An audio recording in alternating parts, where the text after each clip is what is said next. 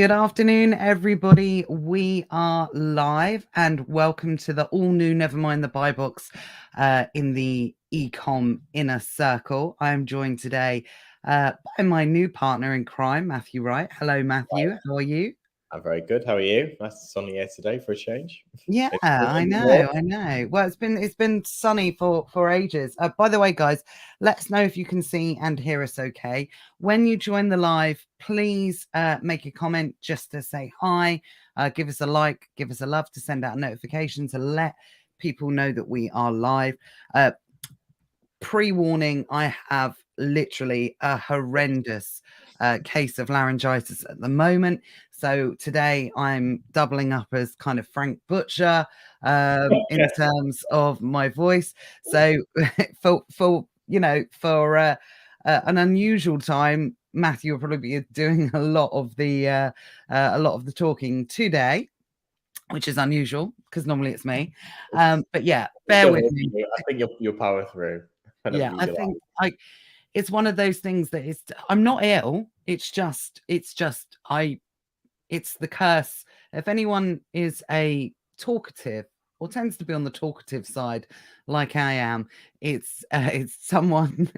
it's an infliction that people who talk too much suffer with. I get reoccurring laryngitis quite a bit. So there we go. Right. Okay. Let's just have a quick look. Comments after me moaning for the first few minutes. We are live, which is good. You can see us, which is great. Angela's joined us. Farouk's joined us. Richard says, lucky to be watching. Can you link the recording? Yeah, recording will go out. It will go onto YouTube, and it will also go into the media files in this group as well. Phil says, hello, everyone. Cindy says, hello, afternooners. Yay. I know. We're, giving it a good try out in this space. Jamie's already joined us. Apologies, Jamie. I forgot to say hello. He did say hello about half an hour ago. He was already on that time and waiting.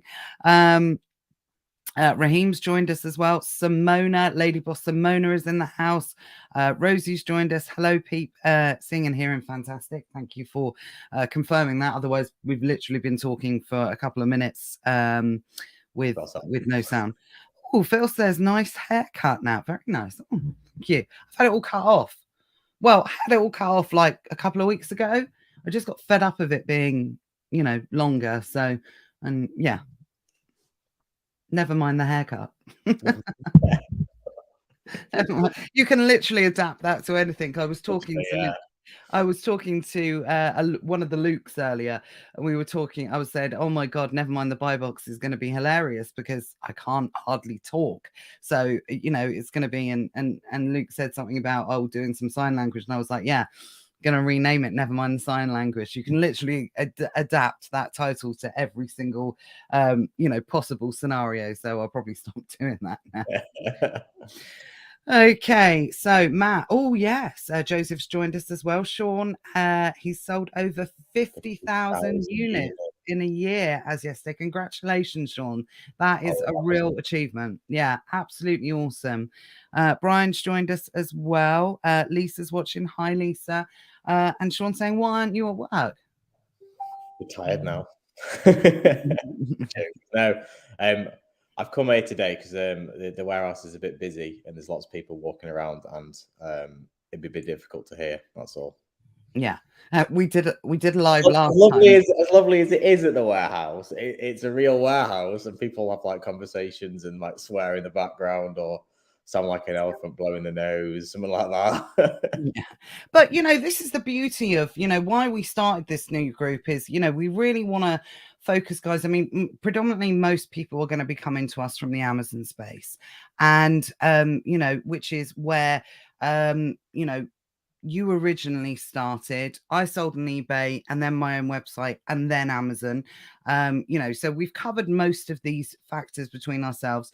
Matthew also sells on eBay, sells on Shopify as well. And the reason we wanted to kind of go down this direction is the way that the market is. There's nothing wrong with arbitrage or anything like that. Still going to be great opportunity, and we're still going to talk about reselling.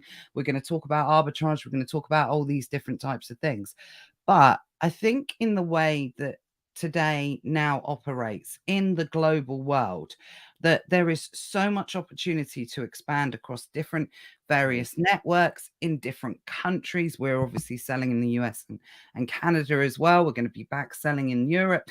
Matthew imports from Europe. You're going to, go into the US market at some point as well. So, there's so much opportunity to be able to do that, but not just from a reselling point of view, but also to build your own brand, to build something tangible, to build something that maybe, in 10 years time, because you're a slightly different reseller, aren't you, Matthew? That if you wanted to, you could sell your business tomorrow for X amount of money because it's all processed, it's packaged, it's under a brand, it's everything.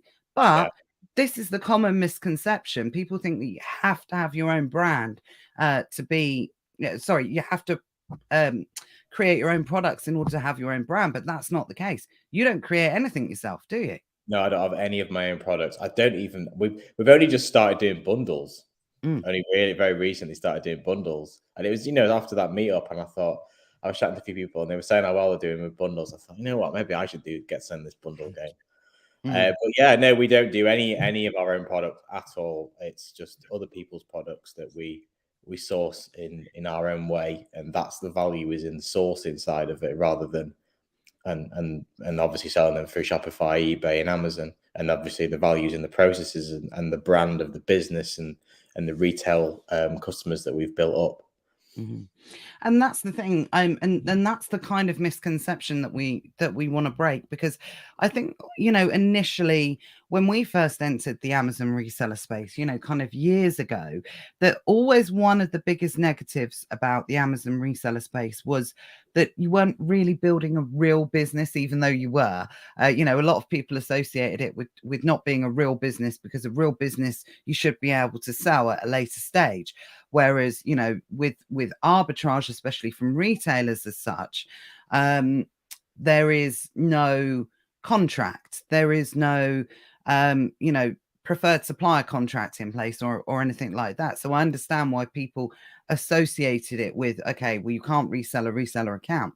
But if you create a brand and you put into place processes and staff and how you outsource things and how everything is done, and you set it up in a way that it's packaged, nowadays, that is something that is tangible and it is sellable. And it is something that you can build and continue to grow on with leverage, whilst leveraging, not only potentially your own website, but also all of the other platforms as well. There's so much opportunity now.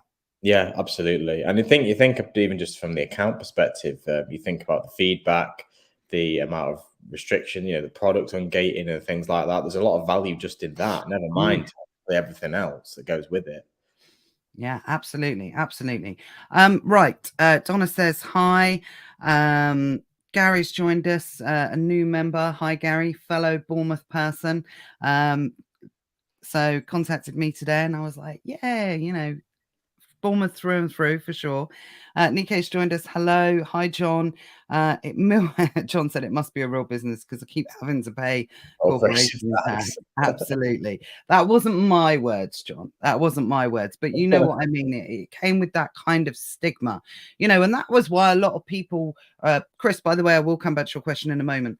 That's why a lot of people went down the route of,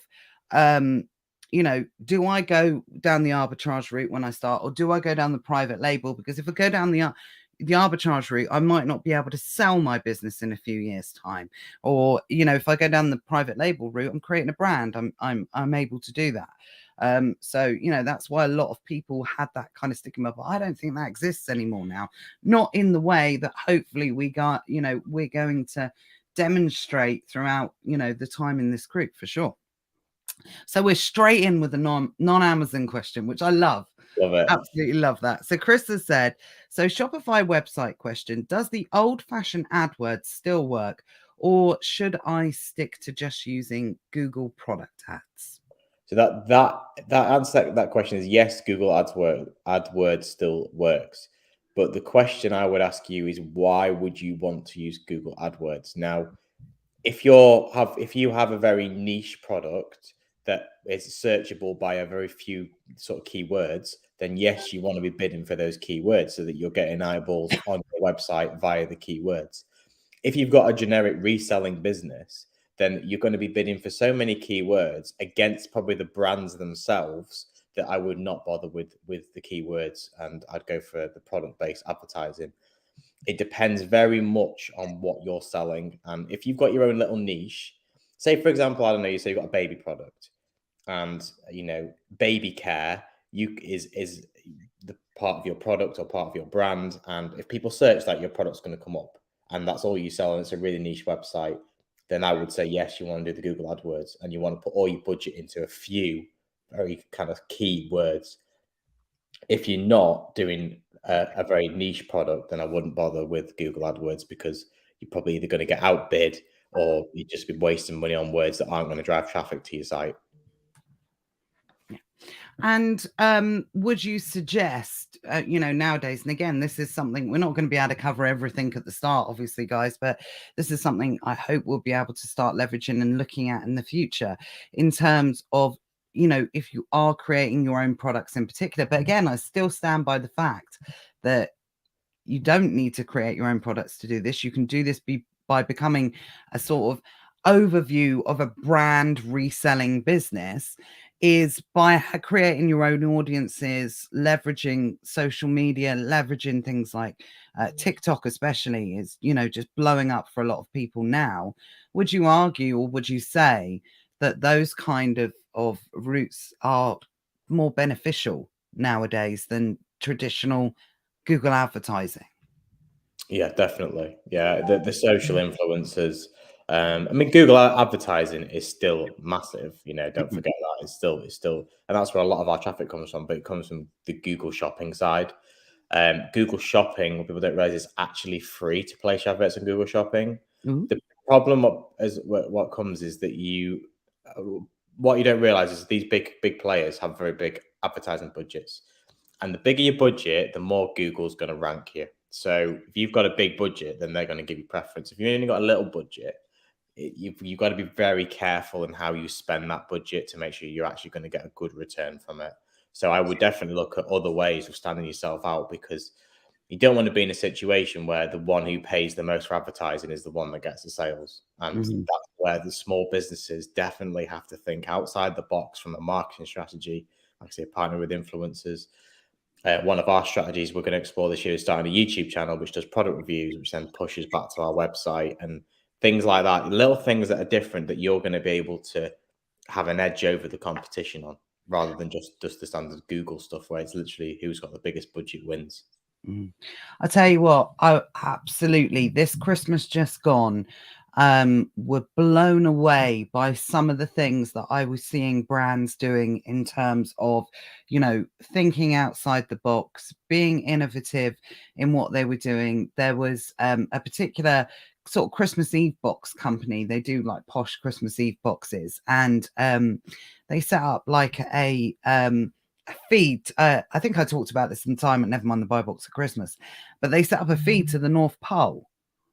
Yeah, they set up a feed to the actual North Pole, you know, where Santa lives, guys, just in case there's any young children in the room, given the time. So they actually set up a live feed to the North Pole where Santa lives, and it was just on a loop of you know, showing the different parts in the North Pole, you know, Santa's mailroom, Mrs. Claus's kitchen, all these different types of things. And then what was happening every time, and this feed thousands and thousands of people. My daughter, 5 years old, she's 6 tomorrow, she was sat there and she'd just be watching it for hours, and all of a sudden product advertising's coming up, you know, when it finishes the loop, you know, please visit our website. Really innovative stuff. But you know, even a few years ago, I remember people, you know, some of the companies we used to supply, they used to get on the lives and they used to do free draws and do this and do that. And you know, it is really about thinking outside the box, but doing things, because there's good free opportunities to be able to do things. You just got to think about it in a slightly different way. Definitely. Yeah. Yeah, definitely. Yeah, just definitely Yeah, agree. definitely, I mean, definitely. that's the thing. I mean, I can teach everybody about Google AdWords, but the problem with Google Ads, Google AdWords, is it all comes down to the money. And unless you've managed to find some sort of strategy that works very well for you, which you're probably going to hold on to with both hands and not let anybody know, then yeah, it's going to literally come down to budget. So exploring alternative marketing strategies like the one you just mentioned. Yeah.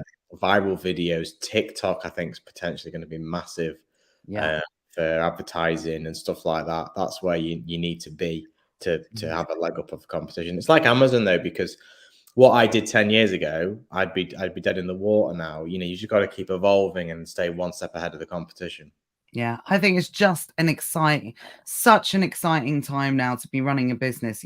Before COVID, I've got to be honest, I think, it was a little bit like doom and gloom for stuff. And I'm not saying it's not doom and gloom in certain areas now. It absolutely is.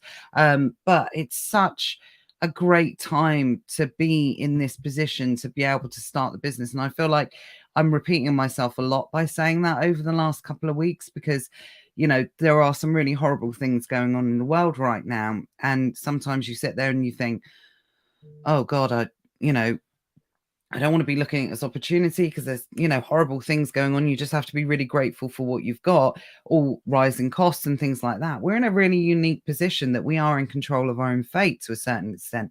If we want to earn more money, we can go and technically we can go and earn more money. If you are sat working in a job, you're not going to get any more money unless you do overtime or you get a pay rise. Yeah. It's as simple as that. So it's a really fortunate position. And, I want everyone to be aware of that at the moment. And I know sometimes it can feel like doom and gloom, but we are in charge of our own fate, which is a massive positive position to be in. Just going back to Chris's question, he actually said, I'm thinking AdWords to go on a brands page rather than, or a brand page rather, or a group rather than just an individual product from a brand, if that makes sense. So he's thinking of bidding for a brand's page rather than an individual brand. Yeah, I see what you're saying. Yeah, again, though, I wouldn't. The more brands you have, the more diluted your ad budget.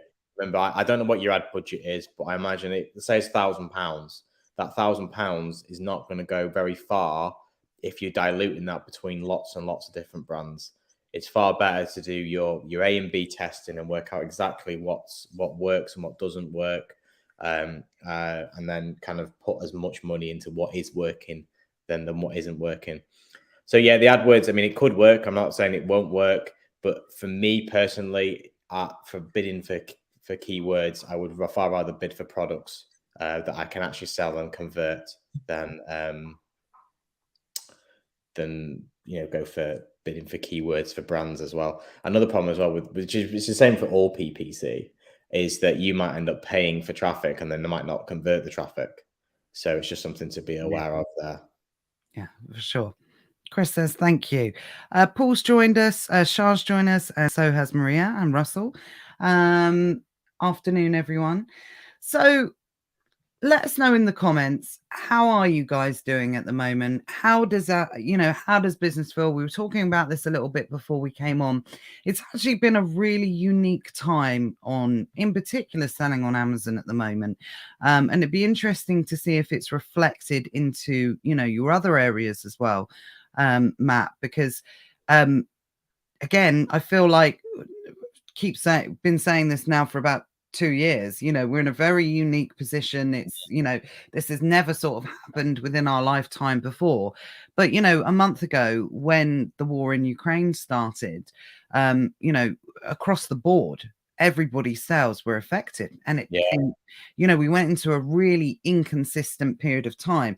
Now, I do think at the time as well that there was possibly not exactly the same time, but maybe a week or so after that, there was a little bit of an Amazon algo tweak to do with categorization that I think did have a little bit of an impact on organic positions for certain listings. And of course, if you're mainly reselling, yes, you might be putting a little bit of advertising on your products, but you are going to be reselling based on those organic positions. And if they'd had a change in categorization or something like that, then possibly then you may have noticed a dip in sales because it's gone down the pecking order in terms of what when a customer is typing that in and what result they're getting back. So there was a little bit of a tweak. I think most people kind of acknowledge at the time, as well as the impact of the war, as well as the impact. And I was going to say, I'm assuming that, Sean, of the cost of living crisis. So there was this kind of really compounding effect of lots of not good kind of things happening. And so we were seeing some really inconsistent results across the board. And I'm talking stateside to UK as well. It was reflected in the UK and it was reflected in the US. And I think it was, everyone's in the same sort of boat at the moment. I don't know if you saw the same.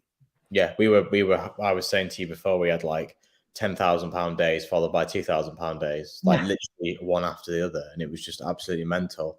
And it wasn't, and it wasn't like you could put it down to anything. Like I often try and analyze the data and look at trends, and there was just absolutely no trends whatsoever. Absolutely. There were certain things that were selling one day that then suddenly didn't sell the next day, even though the price didn't change and nothing from our end had changed. It was very difficult trying to work out why stuff was selling and what stuff wasn't selling.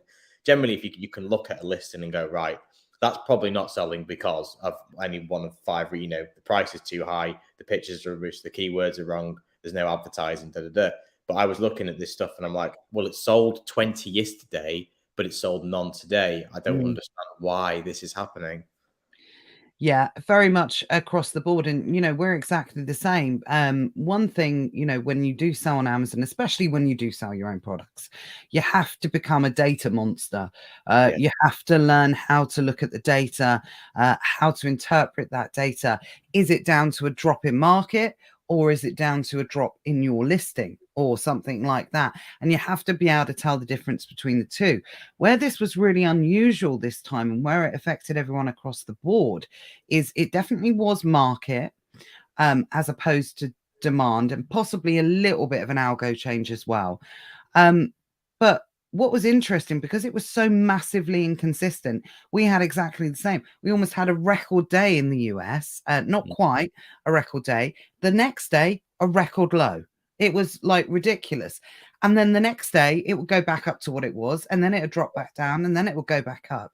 And the trouble is, with Amazon, you want consistency. So if sales, I would almost prefer, I know this is going to make me sound crazy, that the sales were consistently low, because there would be a reason and there would be action that we could take. Whereas when it's up, down, up, you can't take any action. No, I would far rather have a business that was consistent all day, all day, every day, all year, because then it makes everything so much easier. You can predict your cash flow, you can predict your strategies, your budgets. When it's 10K one day and 2K the next, it's impossible to manage because like, so how much money am I going to have next week for sourcing? I don't know. It could be 20 grand, it could be 2. I don't know. And it makes life very difficult to manage. Yeah, absolutely. And, but I think across the board, things have settled a little bit now. It looks like what's happening in Eastern Europe is going to continue happening probably, in the short to medium term. It's not going to be something that's going to be resolved tomorrow. And, unfortunately, but it is something that's probably going to be around for, times that people are adapting. I was actually watching a little bit of I was watching, I try not to watch the news as much as possible, but I was watching a little bit of news the other day, and they were saying even like Kiev and places like that, that bars and pubs have started to open back up again because it's crazy, because they feel like, they're on the right side. And, by the way, this isn't getting political. I'm just talking about the mood of how it's happened. People are probably initially over the shock of it happening, and it's become more as part of our lives now, a little bit with COVID, with what happened, in the same respect. But obviously we've got this massive issue with cost of living, which Sean's quite rightly stated there. again, you've heard me say this a million times. People will still continue to shop on Amazon. I was talking in Elite Sellers yesterday about creating habits, habitual behavior. And, it's really interesting from psychological point of view, from a business point of view, from a consumer point of view, from a personal point of view. Habits is something that's, really, important to know about and look at. And one of the biggest habits people created during the pandemic was shopping on Amazon, and getting used to shopping on Amazon and having that pain of the thought of going to a shop and queuing up outside and standing there for an hour, having that pain of that experience, and then finding Amazon and shopping there and having all of their goods delivered to them, and then that pain point disappearing, and the pleasure of that service that stays with people. That's something that people continually will utilize. And like I've always said, I don't want anyone to think that because the cost of living is going to go up, that people are going to stop shopping on Amazon. No, they won't, because there's still a massive amount of people that still believe Amazon is the cheapest place to get stuff. Yeah. But I was also going to say as well is when people have a limited amount of money, they want to get maximum value, and they're going to go to a place that they know and trust that's going to give them what they want. And if it isn't what they want, they know they can send it back. So I think we're actually going to face challenges on our website because people won't take a chance on us, because they've got the X amount, they've got 50 quid, let's say, spare. They're going to get it from a place they know is 100% guaranteed to come and, it's exactly what they want and everything, rather than risk it on an unknown website. Whereas perhaps before they might do, because it wasn't that much of an issue for them. So Amazon wise, you could find that sales are going to go up. And especially one thing I was considering with the cost of fuel, people, I know my staff were saying that they're not going out as much because of the cost of fuel. They're not going shopping centres. They're not going to drive to the travel centre, which is about 40 minutes away from us, because it's going to cost them 25 quid in fuel. So they're going to have it order it on Amazon because it doesn't cost them anymore, that they perceive anyway. Yeah, and that perception is definitely key in terms of whatever way you sell, in e-commerce online. Somebody's perception of value is massively different. Let's face it. Let us know in the comments, when you first started this business, especially if you started through Amazon arbitrage, there must have been a point where you said to yourself, why would someone buy that at that price when I can buy it at this price? It is absolutely, a fundamental thing. But they do.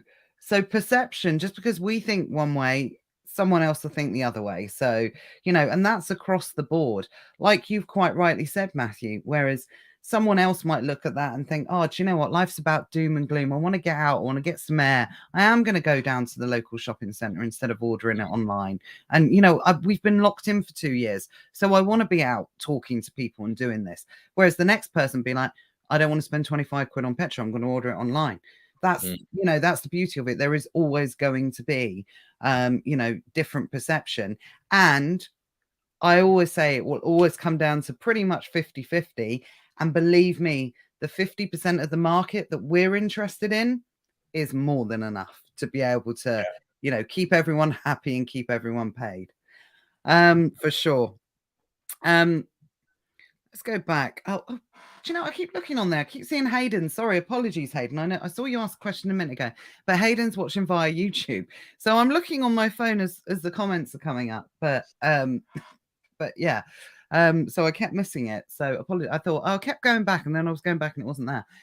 So Hayden says you need to buy the team a Tesla each. Absolutely. Yeah, no. Then the cost of electricity is going up. Yeah, exactly. It's like a false economy. Either way. So Sean said, if the high street dies first, we should be able to keep booming online, but it comes in job losses from the high street. I think with regards to the high street, certainly round our way, there is definitely, lots of shops that are closing. in the big kind of high streets. There's lots of regeneration going on. More kind of livable units are going in. More kind of complexes are going in one of our local towns in Poole. It's like a ghost town in there. It's full of charity shops and whatnot. And before the pandemic, they were talking about putting like a new shiny cinema complex in. And I think there's always going to be that, there's always going to be services, I think, a lot going into shops as well, like chiropodists and dentists and beauticians and aesthetics and hairdressers, and that's never going to change because you can't get your hair done online. Or coffee shops around us, as it appears to be. Yeah, exactly. Every week. Exactly. So there is always going to be a need for the physical high street in terms of services it will supply. But like anything with selling online, the high street is going through a period of evolution at the moment, and it's adapting to its current climate. And what the high street looks like now in 5 years' time is not like what it is going to look today. It's going to look dramatically different. It will survive, just not in its current form. Yeah, I understand what you're saying about job losses, but I'm very much of the opinion that jobs tomorrow don't exist today. And there will be jobs tomorrow that you can't even conceive of. Like, let's look a few years ago, and if someone said, I'm going to be an influencer, you'd just be like, what?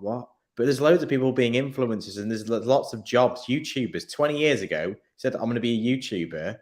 You just look like you got two heads. There's all these different jobs and sectors and things in the economy. Things just move and jobs just change. And I wouldn't worry that there's going to be less jobs because the high street jobs are lost. They're just going to move into a different industry, which could be more beneficial for them in the long term. They could be higher paid, better jobs. Definitely. Does everyone know that there is a jobs shortage? A candidate shortage. Yeah, I certainly do. in this country at the moment. Yeah. And I'm not sure, because I don't hear it being talked about that much. It's crazy. Hayden said, I have no idea I would be famous a few years ago. Absolutely. I just got to read Cindy's comment as well. Going back to what we said about why people buy stuff. She said, I've got no idea why people buy my shares online. Definitely. It's always the case. But what I'm saying is, there's a massive candidate shortage. There's an overabundance of jobs. Now, what level those jobs are at are, two different things. But I went out for dinner with some ex-colleagues a few weeks ago, and they were like telling me good candidates, good workers at the moment are like gold dust. Yeah, they are. Absolutely. I mean, I've got first-hand experience. We've got 2 positions open. We can't find decent candidates. My wife was recruiting for somebody. They had 5 people had to send the CV in. Only 1 actually turned up for the interview. Can you imagine that? Inconceivable, actually not actually turning up for the interview. We were discussing this morning how a friend of ours went to the airport.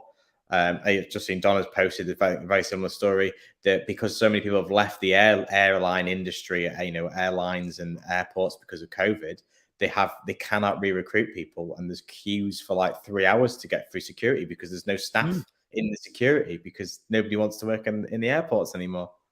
Yeah, it's mad, isn't it? It's like literally we have gone from, and possibly what you said previously about, we are adapting into this generation of influencers and famous people like Hayden and, and everyone like that. Whereas maybe we're adapting into a world where people don't want to do kind of normal jobs as such anymore.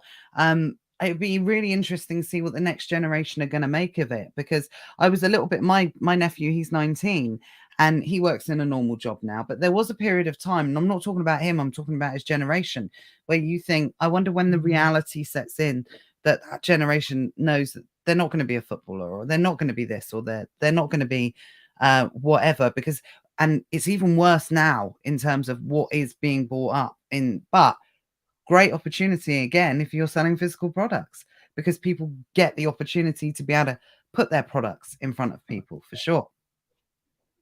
Definitely. Just reading the comments. Kay said, yeah, definitely my company is struggling to recruit. If you know any BA and engineering guys, That's crazy, isn't it? You know, these are like Good salt of the earth, good jobs, aren't they? Yeah. It's because everyone wants to be an entrepreneur. I think that's it. I think it's is that Cindy that said it's 9 to 5 is too short, is it? So I can't see the name on the thing. Yeah, Yeah. Cindy, it's like after COVID, we all realized that we are working in these 9 to 5. Life is too short. Absolutely. 9 to 5 is dead. I literally think after COVID, I think we're going to be much more kind of, I guess, what you call a hybrid approach to working, where people kind of, I think the Google and that, and some of these tech companies were on it a few years ago, where people kind of turn up as and when they want. The office is open all hours, all days, and it's going their value is going to be measured much more on their output and their productivity, rather than somebody turning up at 8:55 and leaving at 5:05 is considered to be a good day's work. Yeah, absolutely. And that's the thing. Again, you keep drawing back to, you know, the opportunity now. Imagine how many more people are working from home, you know, that literally used to go and spend their, you know, extra money or whatever in the local Next or something in the high street that they were working in. They don't do that anymore. They go online and buy. You know, they're buying stuff from Amazon on their lunch break. They're buying stuff at 11 o'clock in the morning because you haven't got your boss looking over your shoulder. You know, you think, oh yeah, I just need to order this. I can go on and do that now. Whereas didn't have the opportunity to do that previously. Yeah. Kay says, loving the lunchtime live. I don't have to watch on replay. Oh, wow. Good to hear that. Yeah, we were a bit unsure whether we went for the lunchtime one, but I'd done previous lunchtime ones. And yeah, they always had really good feedback. And I know that there's going to be some people out there that don't, you know, that prefer the evening one. And I'm not saying we never won't do evening ones. It's just, it gives us the opportunity, obviously, to do it live now and then put the replay out later. So hopefully, you know, we can draw upon everybody that wants to watch it as much as possible. Johnny said, worst it's been for a long time, but slightly improving. I think he was talking about the candidate shortage. Shah says, yes, there's a candidate market. Yes, it's a candidate market at the moment, which is really interesting. When I left recruitment, it was a jobs market. It's simple as that. Hayden says, I blame Gary V for being too motivating. None of my friends are in proper jobs. No one seems to work 9 to 5 anymore. It's more like 2 days in the office, rest at home. Absolutely. Most of the people I know that are in a traditional job probably do 2 days in the office, 3 days at home now. Yeah, that's where most people are going. We've moved our hours recently, so we now do shift work rather than doing 9 to 5. We are open till 5, but we now do 7 till 5 now, and some people come in at 7 and go home in the afternoon, and just much more flexible, really, rather than just being the 9 to 5. Well, I don't see the reason for a warehouse to be 9 to 5 now. I don't see the reason for anyone to be 9 to 5 now, because it's, you know, there's so much opportunity. We live in a global world, and we've talked about this before. You know, some people message me at 11 o'clock at night. Sometimes you guys get a reply at 4:30 in the morning. It is, you know, it's the way it is. We've sort of, the rules, I suppose, the etiquette of when you should or shouldn't contact someone have all kind of gone out the window. And I suppose it is the same with the traditional working hours as well. Just waiting for that. Sean says, government are trailing 4-day weeks. 4-day weeks? Yeah, 4-day weeks. So that's the big thing I've heard. So everybody's putting their 5-day hours into 4 days. We've actually gone on 6 hours, 6-hour days. So we're on a trial of 6-hour days at the moment. So we're going to see how that works for us. Probably better. So 6-hour day. Yeah, absolutely. So how it's working is their minimum requirement is 6 hours. Okay. So they have to work 6 hours. Some days the staff stay longer if there's stuff to do, and if there's nothing to do, then they can go home. So we're paying obviously the same wages, but we're not taking hour-long lunch breaks, and we're not you know, stuff like this. And I think it's better for the staff, because it's, you know, if they've got somebody coming for an appointment, then they can arrange it. They can this is why we're doing shifts as well. They can come in at 11 o'clock, and they can get the morning, they go to the dentist in the morning or whatever. So I'm hoping it's going to be really positive for the business and for the staff as well. Childcare, because it's 6-hour days, they start 9 o'clock, the kids off, finish at 3. So Yeah. anyone kids now, and I think it's going to be one of the ways that we're going to be more competitive as an employer, Yeah. without necessarily increasing the pay, because it's we're flexible. And that's what people want. People seem to be more keen on flexibility than they are on actually having more money in their pocket and working more hours for it. I think that's really interesting. And I think, I've been out of the traditional job market now for 16 years. I think it's, 16 years this year. Matt's been out of it for nearly 20. Well, is it 20? Maybe 18 years, something like that. I think Matt and I, if we ever had to go back into the tradition, we would have a shock, because obviously when we left the market, it was 9 to 5, hour for lunch, this, you work in town, you do that. You're tied to your desk kind of thing. It would just be a massive shock shock to the system, because and that's why it's a candidate's market at the moment, is because there's so much flexibility. People don't hate their jobs as much, so they don't move around as much. So even if you kind of hate your job, even if it's bearable to sit there and do it at home, isn't it? That's the way I would think. I would think even if I'm the opposite. I hate being at home for extended periods. I like being at home for a day. If I've got a solid task, say if I need to do a report, for example, and I don't want anyone distracting me, then yeah, I'll get on that and do that. But otherwise, it doesn't work for me at all. Hayden said I would hate working for someone. I do. I work for Matt, so he's my boss. Honestly, don't think I could do it. That's what Hayden says. I don't think most people, once you make the break and you've been out for a period of time, I used to say, probably up until about 5 years ago, that I would be able to go back into an office environment, because I used to say that, but I don't. I think I've been out. I think I've been out too long now, and that's not because. It's not because I'd want to go back into, but I've always had the thing, if I had to, I'm not one of these people. Like Matt's, do or die now. He would rather starve on the street than go back and work for someone. Whereas if I did have to, I would go back and do it. And I've always performed well in jobs anyway. So, I wouldn't have an issue doing it. But yeah, Matt would literally die on the side of the road rather than, go back into an employed kind of life. But yeah, I think I've been a little bit too long to I'd have to really adapt back into it. I'm getting a bit so old for that now anyway.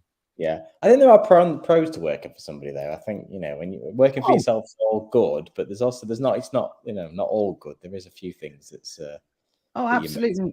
I had both of my children. Being working for myself and being self-employed. And on my second child, I was literally the day of having Indiana, and I was answering emails in the hospital in bed because I had to, because it's as simple as that. And the midwives are saying to me, could you put that down now? And I'm like, just got to reply to this. I've just got to do this. And they're like, oh, but you do that sort of thing when you're employed. So that's the one thing I was always a little bit envious of. I've got to be honest, that I was a little bit, my friends were all going out, after having their babies, ladies who lunch, going out for their coffee mornings and sitting with their perfect toddlers in, the soft play area and things like that. And they were getting paid to do it. So yeah, there is big advantages and disadvantages, but overall I wouldn't change it for the world, obviously. No. Matt said, my Matt burnt my boats years ago. Absolutely, he did. Let's go back to what Sean was talking about. He said it's not law yet, but it could be where a company has to do it if it works. But Johnny says not sure how that would work for MF, seller fulfilled. I can't see that working from a legal perspective, because would that mean restaurants have to close and things like that? I can't see. I can see it being encouraged, but I can't see it ever being law. You know what I mean? I just can't see. Because, like, for example, we've cut our hours down, but we're still open every day, and we're actually now open longer than we were before. But the difference is that people are coming in at different times of the day now. So, so we've actually gone the opposite way, I guess, in a way, roundabout kind of way. Yeah, absolutely. Loving the chat that's going on in the chat as well. Stephen says, when the kids are on school holiday, it's a perfect time to visit the office. Absolutely.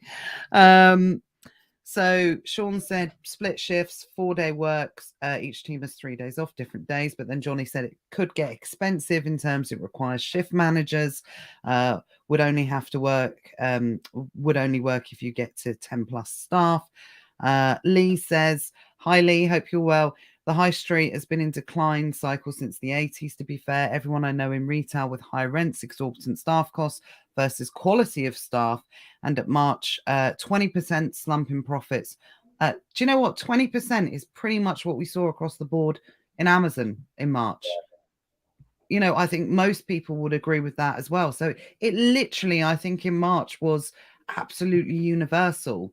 You know, that real slump due to the start of the war, the questioning the cost of living crisis and all these type of things. So yeah, guys, it was obviously affecting people outside of the Amazon side of it as well. So absolutely. Exit strategies based on exit terms, new tenants selling out or liquidation. Absolutely. Even the commercial insurance entities are heavily mortgaged and tenants are finding it very difficult. Very difficult market at the moment. Absolutely. That's why if people can transition online as much as possible in order to counteract some of those costs, of course, Matthew, like yourself, we've got a warehouse. Some of the guys that are watching, Johnny, people like that, all got warehouses. We've all got staff. We've got people that rely on us and work for us. But obviously, that's a choice you get to in a certain point in your business. But, you know, you guys can still be bedroom bandits. You know, you can still operate and run. It'd be interesting, actually. What are people's thoughts on that? I think it's very easy. Sorry, not very easy. I'll rephrase that because I don't want to get pulled up for that. I think it's totally possible to run a 7-figure business from your house. Yeah, totally. I mean, well, not entirely. I think you'd obviously need some external storage, like a warehouse prep center. Well, no, I mean through a prep center. I think once Oh you yeah, start, easily. yeah, I mean, and once it's you, not even a new concept because I mean, from my kind of sourcing side, I deal with people who sit behind a laptop and all they do is they move product from one person to another person, and essentially reselling. But that's what they do. The guy, one of my best suppliers is he buys it from somebody in a different country. That's this important thing. He buys it, say the UAE, brings it into the UK, then sells it to me and puts his markup on top, and he's making 7 figures a year. So entirely possible to run a product based business as long as if you're not touching the product. Same with Amazon, you know, you can buy product, send it to Amazon, have it prepped. 100% with Amazon. It's the same. I mean, it's not, it is kind of brand related. You know, we talk about physical products here, but you know, you can always brand yourself and become a brand yourself. And I know some of you guys that are watching are interested in doing this side of things, but you can definitely become a 7-figure brand owner, service-based seller as well from the comfort of your home. You don't need office premises, you don't need staff, you can outsource everything. And we're talking about physical stuff.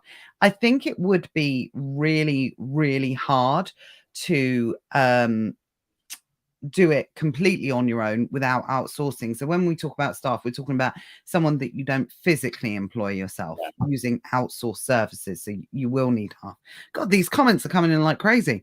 Right. Stop talking, Natalie, and start reading comments. Sean says, my old army camp job is open 7 days a week. Staff will work longer hours, 4 days a week, and have 3 different days. Be aware, government are discussing this. Oh, right. I see. Relating to, you know, the 4-day week. Jane's joined us. Hi, Jane. Rosie said, I've only escaped from being a traditional job at the beginning of COVID, and I vowed I would never go back. I'm committed to making this Amazon business work, but oh my God, you guys are so far advanced. Feels like an insurmountable task, but inspired by the success of everyone. Well, I think that's really important to kind of pick up at this point is that, you know, why these communities are fantastic for supporting, encouraging, and inspiring. Please do look at it in that vein. And I've spoken about this previously. It's very easy to be able to get, you know, FOMO and, you know, a little bit of, oh, why are they doing so well? You know, that kind of thing. One, take anything that you see with a pinch of salt at the end of the day as well. It's your journey. It's your, you know, sort of kind of I suppose way of doing things, and people do things in very different ways. People have, someone could be putting up a screenshot and they might have 15 members of staff in their team, you know, that have helped them get to that position. Focus on your own journey. You've made the step out of you know, going in and building your own business. That's the most important part.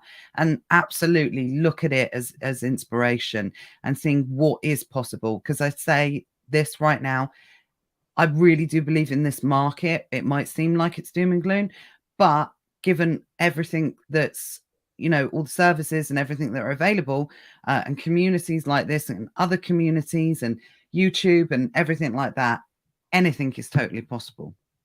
Yeah. I'll just add as well, I think you always want what you haven't got. And, you know, oh, I want a 7-figure business, I want an 8-figure business, I want a 9-figure business. And sometimes having a 7-figure, 8-figure business is not always better. And it's what you want out of life. It's what you want out of life. Yeah. I've always wanted a big business, and I've always wanted to be a businessman person, whatever you want to call it, for years. And that was always my goal. But it doesn't mean that somebody who wants to spend their time traveling, you know, can run a very good business, but they're not going to run a 7-figure business, because that's not the primary objective. So it's very much about what you want out of this business, and don't run a 7-figure business because I run a 7-figure business. And also to say to that as well, it's not been a straight line. It's been up and down, and we've had some very bad years. We've nearly been bust, you know, nearly gone bust. We've had years where sales are not always up. We've had 2018 sales were down on 2017. You know, we sold less in the year. So it doesn't always mean it's a straight line. It's about the journey. Yeah, bigger businesses come with bigger worries. It's as simple as that. You know, it's like what you say when you have kids, you worry about them when they're babies, but the worries become even worse as they grow older. And that's the same with businesses as well. The bigger the business, technically the bigger the headache. So, you know, not everybody is going to have a 10-figure business or a 9-figure business or an 8-figure business. I want to start at 10 figures. You know, there will be some people that build a very profitable, I've talked about this previously, you know, someone who we work with has a 6-figure business, but the profits are insane.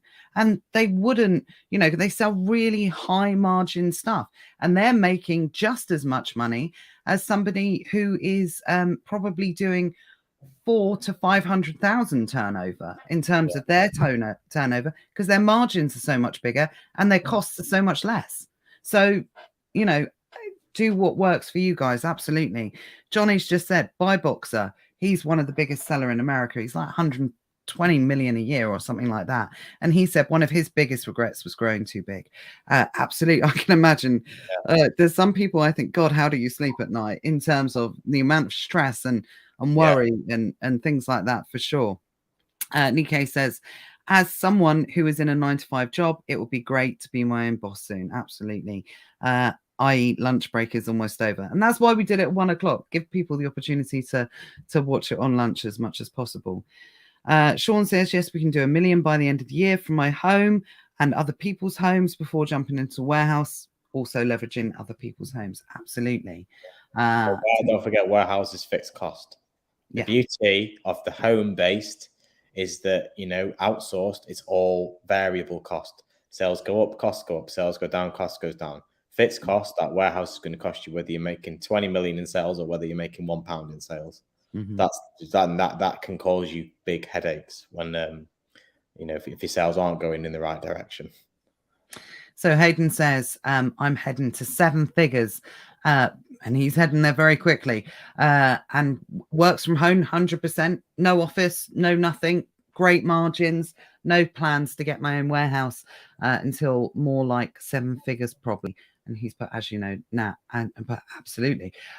So yeah, it is totally possible. There's no doubt about it. Hayden said, I do have a business manager for administration though. But yeah, absolutely. You know, it is, the possibilities are endless. It really, really does depend what you want to be able to do. Sean says, if you want to scale, you need a team. Absolutely. I agree with that. Lee says, March 20% though. March 20 though is way more than 20% loss in many instances. 3PL companies have never been in better profit, and these guys are using Russia situation, cost of living, to requote and expand costs higher. Now that's interesting. We've been seeing that a lot across the board, like 3PLs putting prices up. I think someone even posted in the group, due to the Russia situation, the cost of paper's gone up, and all of this type of thing. And I think I posted about it a couple of days ago when we were talking about people. There are people that are going to use this opportunity to just up their prices. You know, I've had a couple of emails through, I think, from someone in unrelated services that I use, completely unrelated to this, and said, oh, I've got no choice but to put my prices up now. And I think, do you really? So yes, we're going to see that a lot as well, but hopefully, again, you know, think about your pricing, guys. I know it's very difficult in the arbitrage world to say that, because that tends to be driven by competition more and supply. So, but you know, try and think about it as much as possible, because everywhere else, you know, prices are going up. So it would be nice to see that definitely reflected in the prices across the board. Stephen says, I just want to be paid as much as my VAs. How much you paying your VAs?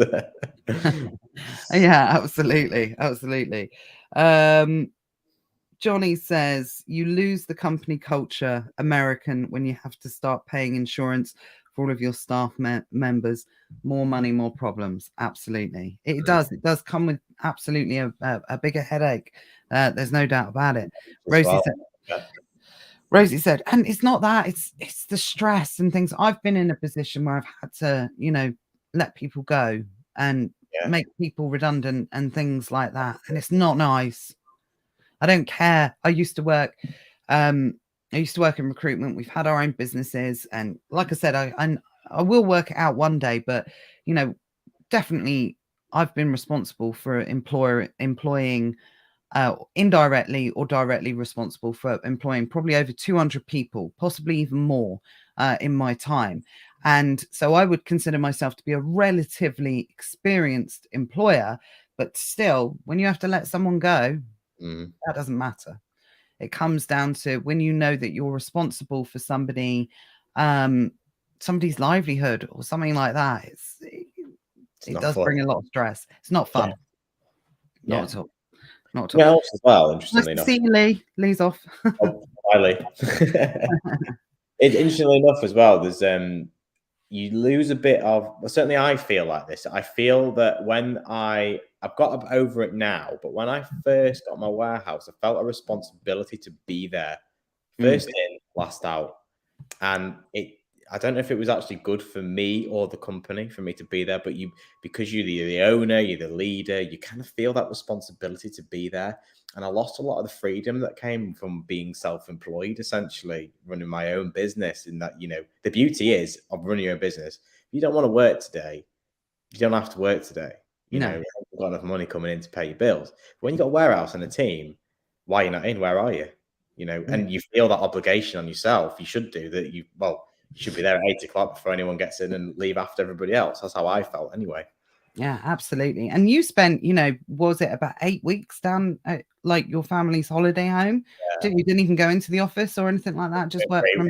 Yeah, I got over it this year. I do know COVID turned it, because we ended up, everyone worked from home. And I think everyone kind of got over the whole, again, I think the whole culture's changed. We got over the whole, everyone needs to be in the office. People can work effectively from home. You know, actually, in some instances, more effectively from home. Absolutely. They're so funny up at our place because they put missing signs up of Matt. when I always do it. Take that. Next time I go, I mean, I haven't been up there in ages, but yeah, they put like wanted posters up and things like that. Have you seen this man? Because he's never up there. But sorry, I knew that was going to happen at some point. You have to carry on. Sorry. Right. On that note, as I'm literally about to die in terms of my voice. So, yes, we're going to be doing this every week at this time.